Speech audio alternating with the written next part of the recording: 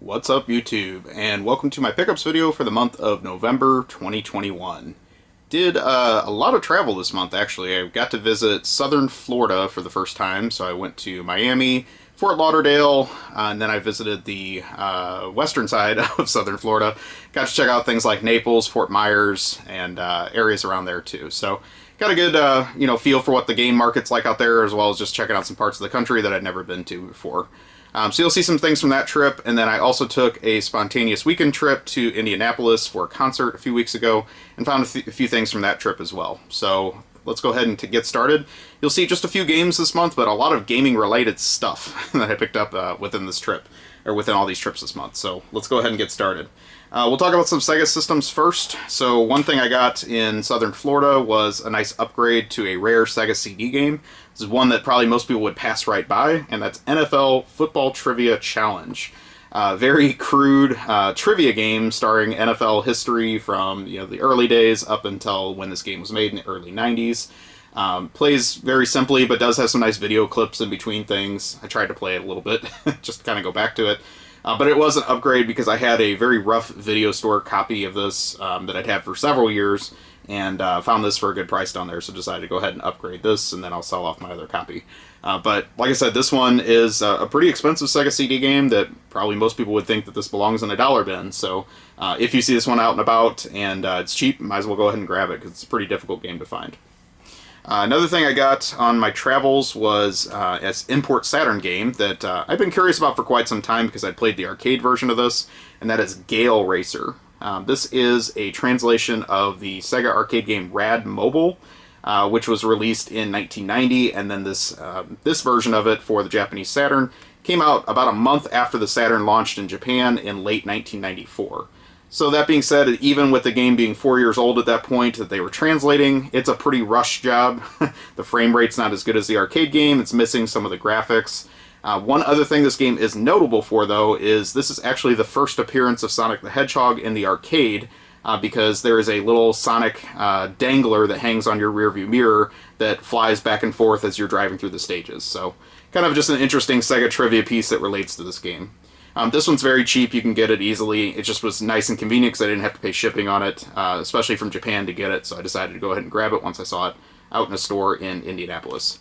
But the other thing about this one, too, is it was kind of innovative in the arcade because it did have the hydraulic system, and so I've ridden in the actual arcade cabinet that moves up and down as you're driving, and then it even had features like a operating headlights as well as windshield wiper that you would use with a few of the stages on here. It's kind of like a point-to-point race across the U.S. Type of game. So kind of interesting. The Saturn translation's not the best, but definitely one of the interesting games that we didn't get here in the US for the Saturn.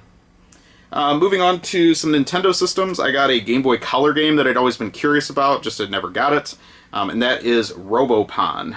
This was an Atlas release for the Game Boy Color, and it's kind of an interesting cartridge design because it has like a sun sensor at the very top of it here, and then it also has a battery that is built into the cartridge at the front there too, that you can replace. So definitely a kind of unique cartridge shape. I don't know if they had any other games that were in the same mold, but definitely something that stands out on the shelf as it's much taller than a typical Game Boy Color game. Haven't put any time into this one yet, and I think there's also a Robopon game on Game Boy Advance, but I never got into that one either, so I don't know. We'll see how it is, but it's one that I just didn't have in my collection. I also upgraded a Game Boy Advance game this month. This is one I had cartridge only, and then I found somebody selling the box of manual for it on eBay, and really wanted to complete it, so I decided to go ahead and grab it. And that is Phalanx for Game Boy Advance. This game's also available on the Super Nintendo with a very different artwork on the cover. This one kind of has just a more generic shooter cover to it, but it is actually a pretty well-crafted game from a developer that didn't really make a whole lot of other shooters or many other games for that matter at all. So can definitely recommend this. It actually plays pretty well in the Game Boy Advance. It's a very difficult game, so even on the go, this will give you quite a bit of play time to work your way through it, but it is a pretty good shooter. Overall, it doesn't really get talked about that much. We'll move on to some PlayStation systems, or Sony systems, I guess I should say, and we'll talk about some games that I've been waiting for a really long time that finally came in this month. So we'll see some new releases this month here as well. One of these, though, was another import title I got in Florida, and it was just kind of nice to see some of these imports out and about, so I decided to grab this one. This is Arkanoid Returns for the Japanese PS1.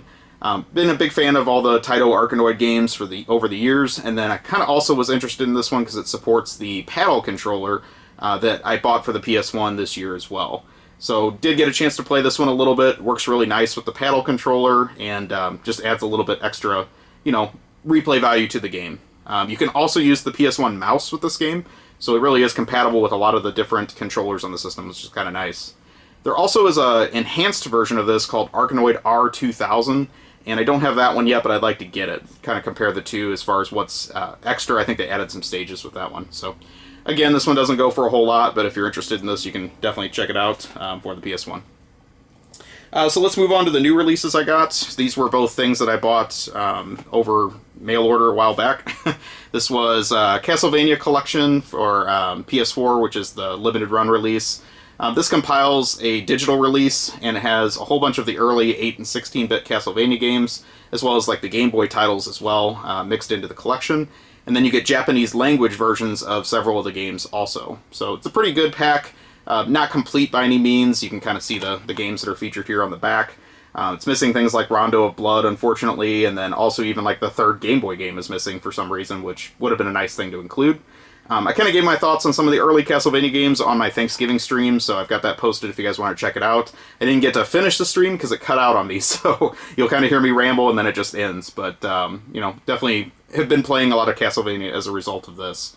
The only thing I'll say about this is, unfortunately, my copy did get a little bit smushed in the mail. I don't know if you can see that, but it's wrinkled here on the spine side, and unfortunately I opened it before I caught it, so I didn't feel it was worth like making a claim or anything like that. But what was interesting is I talked to one of my friends in another state, and he had his copy smushed the same way. So I almost wonder if it was a manufacturing issue, not something that happened due to the postal service. So kind of curious. I'm sure many of you also picked this up this month or got this in the mail, and would be interested to know if your copies came in good shape, or if maybe this was like an epidemic to this title that they're all getting a little bit damaged. But the other thing that came with that was a limited run newsletter. I noticed they're throwing these in with a lot more of the releases lately.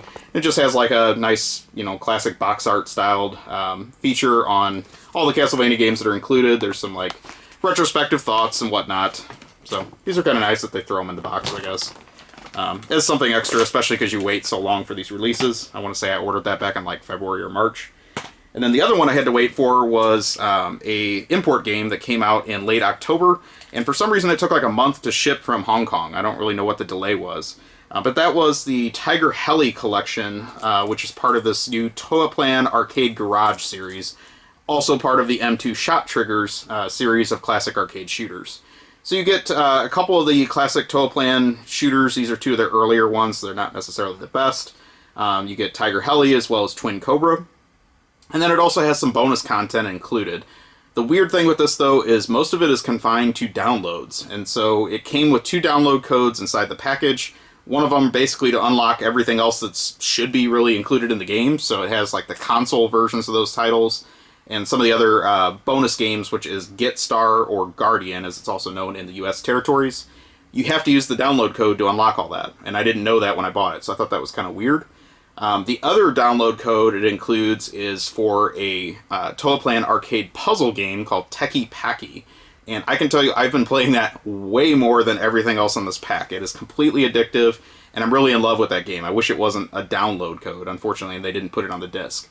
The other thing that entailed is, since these are all from the Japanese title, I had to create a Japanese PSN account, go through all the difficulty of doing that, and then download the codes, and then they work on my US account. So if you're interested, just kind of giving you a heads up. My understanding is if you get the Switch version of this, it does include everything on the cartridge, with the exception of Teki Paki that you still have to download. So it can be done, like I say, if you've never downloaded stuff from the Japanese PSN store, but it is a little bit of a hassle to get it all set up. So just giving everyone a heads up out there. Otherwise, I'm happy I supported this. I really think that they're going to make a lot more of these Toaplan history collections, and definitely look forward to it. It's one of my favorite developers. So really cool artwork on this, but however, there also was a bonus that came with it, and you got a little retrospective guide with this very cool tiger on the front here. Very cartoon artwork as compared to the seriousness of the game. So I thought that was really a nice extra, and then it has some cool classic arcade artwork from like the actual flyers and things like that. pictures of the arcade boards, just some other retrospective history and interviews and things like that. That's all in Japanese, of course, but definitely was a cool extra that came with it. So, like the artwork on there for sure. So that is actually all the games I got this month, but I got a lot more game stuff, so stick with me here. I'm going to show you quite possibly my weirdest in the wild find of the whole year. So I was thrift shopping a few weeks ago and came across this. And this is going to need some explanation, I'm sure. So kind of hold this up so you can kind of see it all. But this is a championship belt. So it actually has like belt straps and things like that on the back here. For a Nintendo Wii promotion that they did. This is all from reading online about it. A Nintendo Wii promotion that they did in Six Flags amusement parks across the United States. And I'm guessing they had some kind of challenge. Some people referred to Punch-Out, other people referred to Wii Sports.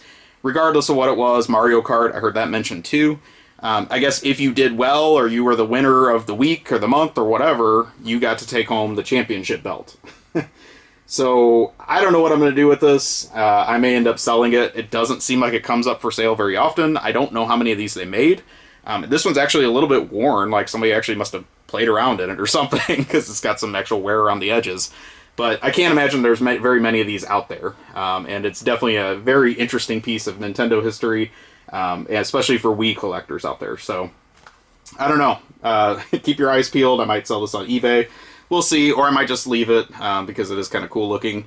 Unfortunately, the belt is child size. I did try on the belt, and I can't fit in it. My fat ass can't fit in the belt, unfortunately. But, definitely makes a cool display piece if I decide to keep it. So, I don't know what I'm going to do with it, but, yeah, if anybody else, maybe was a part of the competition back in the day and can speak to it, I'd love to hear a little bit more about the details.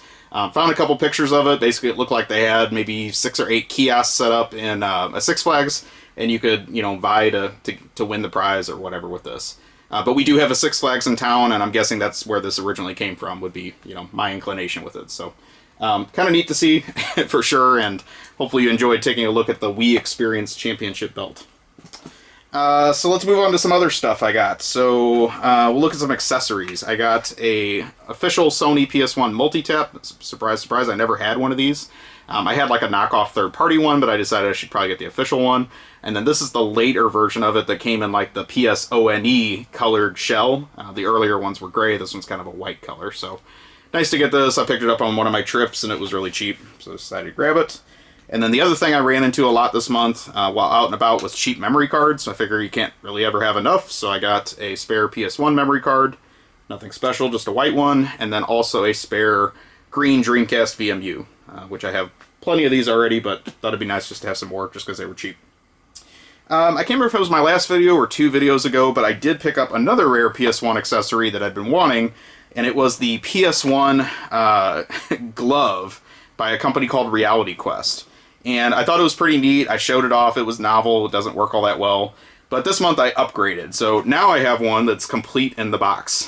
When I saw this out and about, I decided I had to have this complete in the box to display. Just because I think it looks a lot cooler than just the glove itself.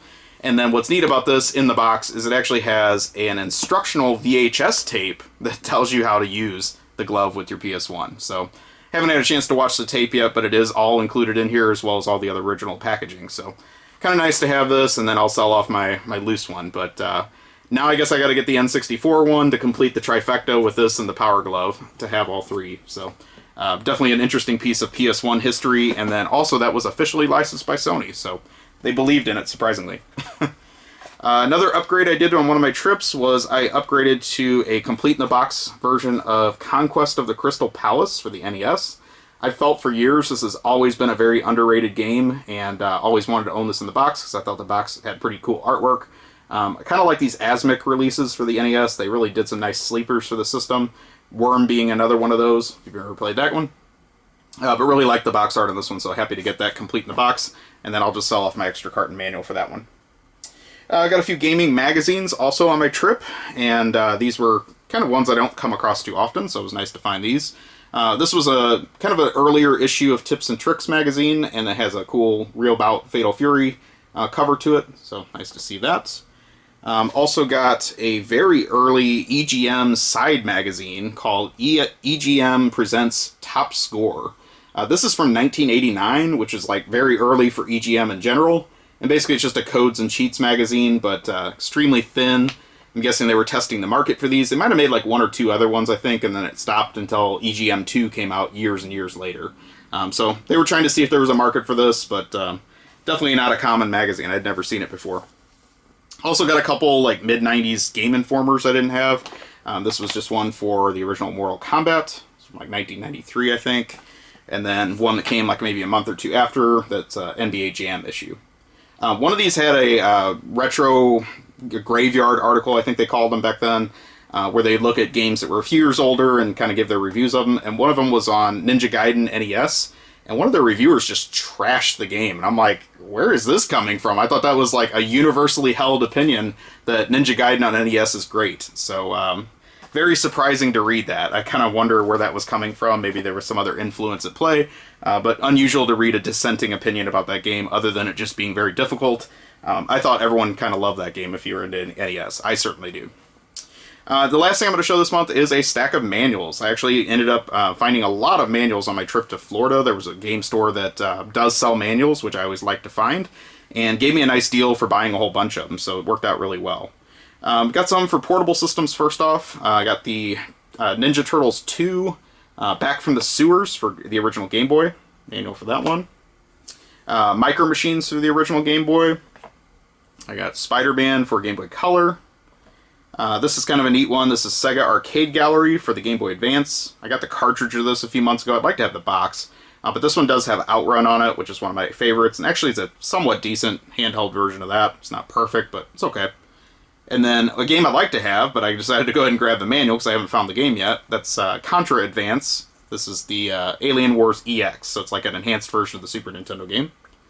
I got a Genesis manual off my list. It's a little rough, but it'll hold me over for now. This is Sunset Riders. I have the box and cartridge already, so that'll complete that one. RVI Baseball 95 for Sega 32X. I actually don't even have the game anymore, but this is a very difficult game to find, so I figured not a bad idea to hang on to the manual for that if I ever get another one. A weird Super Nintendo game. I got the manual for Dream TV by a company called Trifix. I think they only made like one other game. Not a classic by any means. Actually needed a manual for Smash Brothers for the N64. I used to have this complete back in the day, and I sold that copy, and now I just had a loose cart, so somehow I'm trying to piece that one back together, but I've got a manual for it now. The rest of these are all NES, so I got, try to fold this one out for you because it's kind of cool, is the map that came with one of my favorites on NES, which is Mighty Bomb Jack. Very neat artwork on there. Kind of has some cool logos and things like that on the map. One of my favorite games. It's not for everyone. It's certainly not for everyone's taste, but I like it a lot. And then the rest of these are just manuals for NES, so I got Freedom Force, Cliffhanger. This one's actually a pretty hard game to find, especially hard to find the manual as well.